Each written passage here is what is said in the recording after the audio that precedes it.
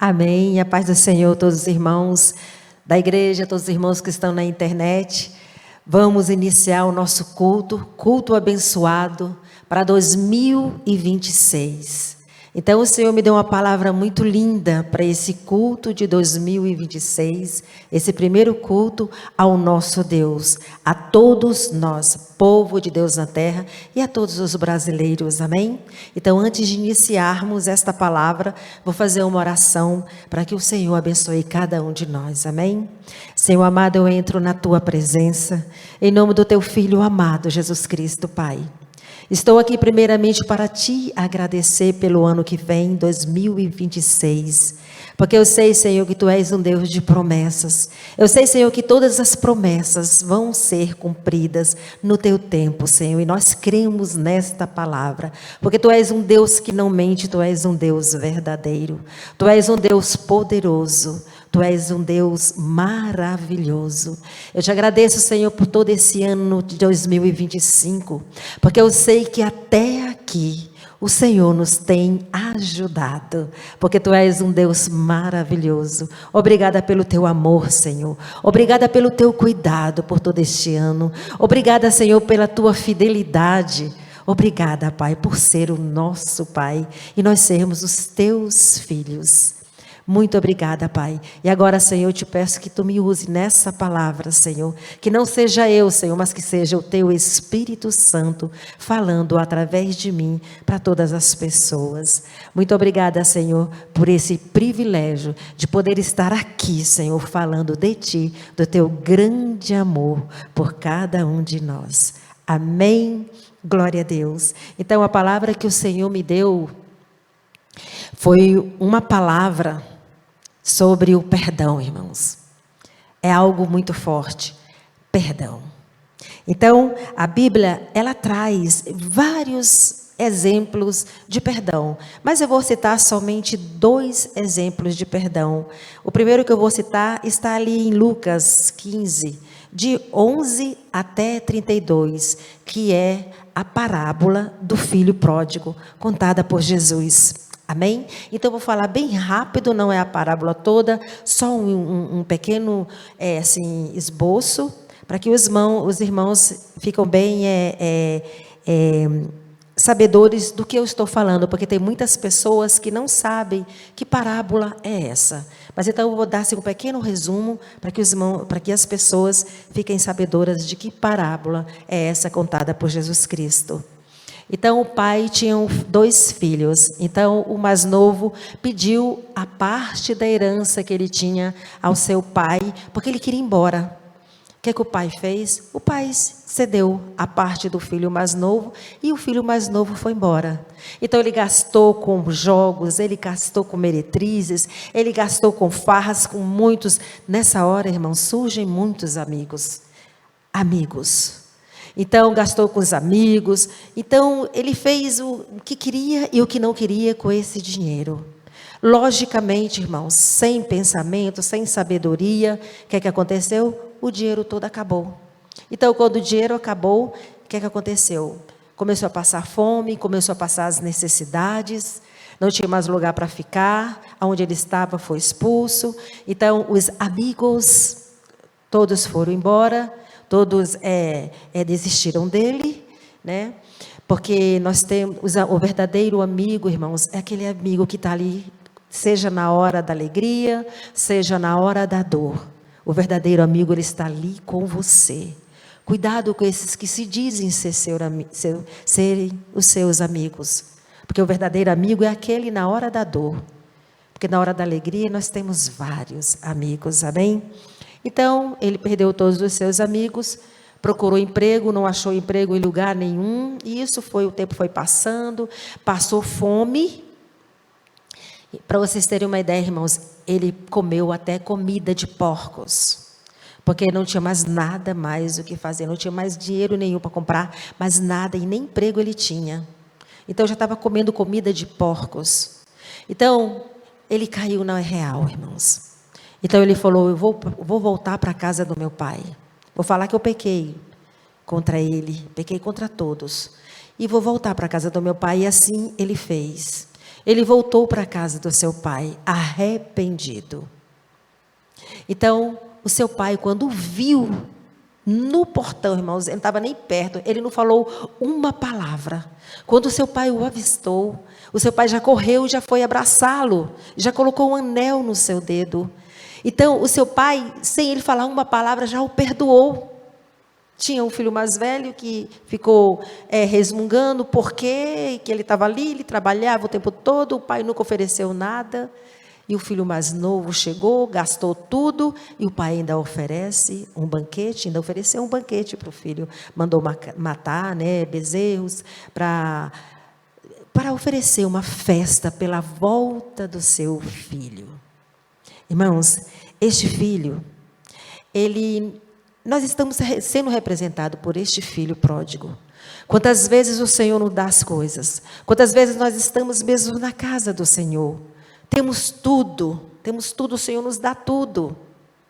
Chega um momento, irmãos, que nós falamos, não chega, agora eu quero ir para o mundo, agora eu quero ver o que o mundo vai me oferecer, porque eu já sei o que o Deus me oferece. Agora eu quero ver o que vai me oferecer. Já estou cansada um pouco dessa vida. E sai da presença do Senhor. E você vai para o mundo. Ali no mundo você sofre as consequências, irmãos. Tem sempre as consequências. É a lei da colheita. O que você planta, você colhe. A lei da semeadura. O que você planta, você colhe. Então, nós somos como esse filho pródigo. Depois, quando nós estamos lá fora, irmãos, que todo tipo de sofrimentos, nós nos arrependemos e nós voltamos ao Pai. E o que é que o Pai faz? Nos perdoa. É um Pai perdoador. É um Pai amoroso. Seja o que você peca, você cai, e o seu Pai é amoroso, o nosso Pai é amoroso, Ele nos levanta, Ele nos perdoa. Não importa o que fizemos para Ele, mas Ele nos perdoa. Por quê? Porque Ele é um Deus misericordioso, Ele é um Deus de misericórdia, Ele é um Deus perdoador. Amém? E tem outro exemplo, que é o exemplo de José. Também, José também, os irmãos venderam ele como escravo por inveja, venderam ele porque ele era o predileto do pai. Então, ele ficou muitos anos sendo escravo. Resumindo bem a história, sendo escravo aonde? No Egito, irmãos. Então, ele foi parar ali onde estava, no castelo de Faraó. Nesse tempo, o Faraó teve um sonho que ninguém conseguia interpretar esse sonho. Mas aí, resumindo bem, José soube interpretar este sonho. E por José interpretar esse sonho, Faraó o nomeou como governador do Egito. Então, aí começa a história de José. Então, José já tinha constituído uma família, já tinha filhos, e já como governador, a sua vida já estava bem estabilizada, mas ele tinha uma raiz de amargura, que ele tinha ele não conseguia perdoar os seus irmãos, ele tinha isso guardado dentro dele, a falta de perdão. Então, quando houve uma grande fome no Egito, então foi justamente esse sonho que José interpretou para Faraó, que ia haver 7 anos de seca, e 7 anos de muita provisão, e 7 anos de seca total, fome total na terra. Então, que era para guardar os alimentos, e assim aconteceu. Então, José teve todo aquele amparato todo, guardou tudo, o alimento, o Egito ficou próspero. Então, todas as pessoas das regiões vinham buscar alimento no Egito. E assim fizeram os irmãos de José. Já tinha acabado todas as provisões, então eles foram ao Egito comprar alimento. Aí o que é que acontece? José reconheceu os seus irmãos. Naquele momento, irmãos, eu sei que José ficou sufocado durante muitos anos. Então, naquele momento, eu fico imaginando o coração de José reconhecendo os seus irmãos, vendo os seus irmãos ali na frente. Ele falou: agora o que é que eu posso fazer para eles? O que é que eu posso fazer com eles? Imagina quantas coisas passaram na cabeça de José. Mas José resolveu perdoá-los. E Josué perdoou. Então, quando ele revelou a seus irmãos, que ele realmente era o irmão deles, que ele, José, governador do Egito, era irmãos deles ali, eles ficaram surpresos demais. Mas foi naquele momento que, quando José declarou que era irmão deles, foi naquele tempo que ele foi curado dessa raiz de amargura, porque ele perdoou, ele chorou muito, chorou com seus irmãos, abraçou seus irmãos, perguntou pelo pai. Então, ele verdadeiramente, ele perdoou os seus irmãos. Então, foi necessário, irmãos, o perdão para que ele fosse curado daquela raiz de amargura. Tem um certo autor que chama essa falta de perdão de isca de Satanás, irmãos.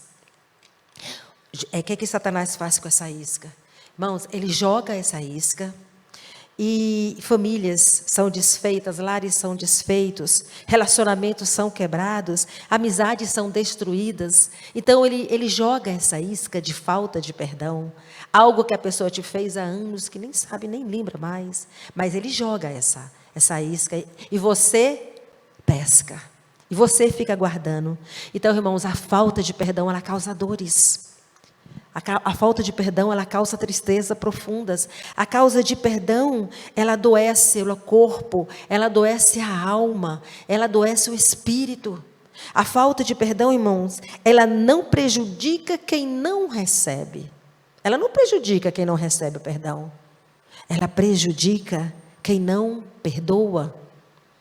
Você adoece com essa falta de perdão. Então, há pessoas dentro das igrejas oprimidas, deprimidas, machucadas, sufocadas dentro da igreja, irmão, por não perdoar. Dentro de lares evangélicos, por não perdoar pai, por não perdoar mãe, por não perdoar filhos, por não perdoar parentela, seja o que for.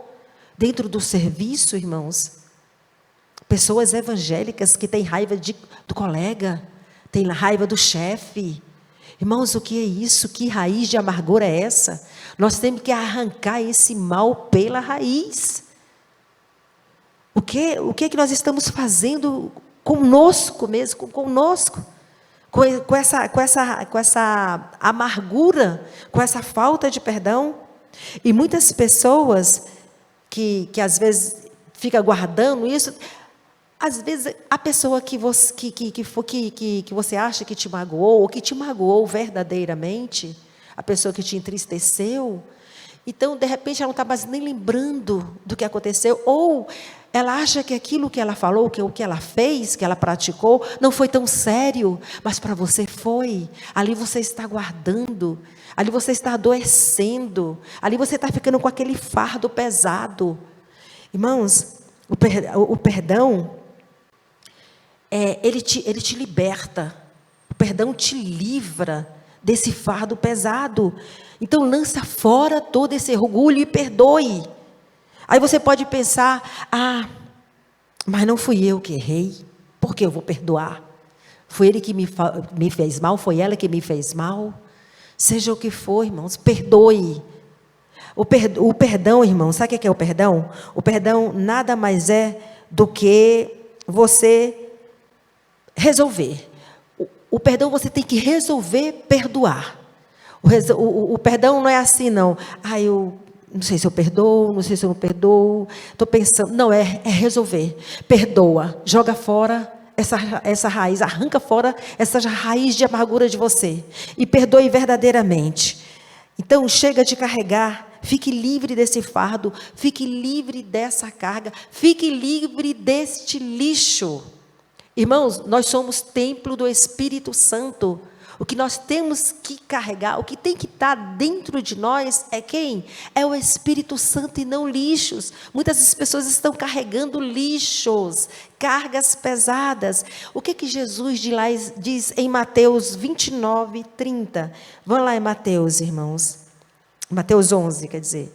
Vamos lá em Mateus 11, 29 e 30. Amém?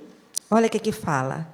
Tomai sobre vós o meu jugo e aprendei de mim que sou manso e humilde de coração, e encontrarei descanso para as vossas almas, porque o meu jugo é suave e o meu fardo é leve. Então troque esse fardo pesado com Jesus, troque com Ele. O fardo de Jesus é leve, não é pesado. Então, como Jesus nos ensinou a orar, irmãos, como Jesus está lá em Mateus 6, de 9 a 13, a oração do Pai Nosso está lá. Mas a parte do perdão qual é? Pai, perdoa as nossas dívidas, as nossas ofensas, assim como nós perdoamos aos nossos devedores, aqueles que nos têm ofendido.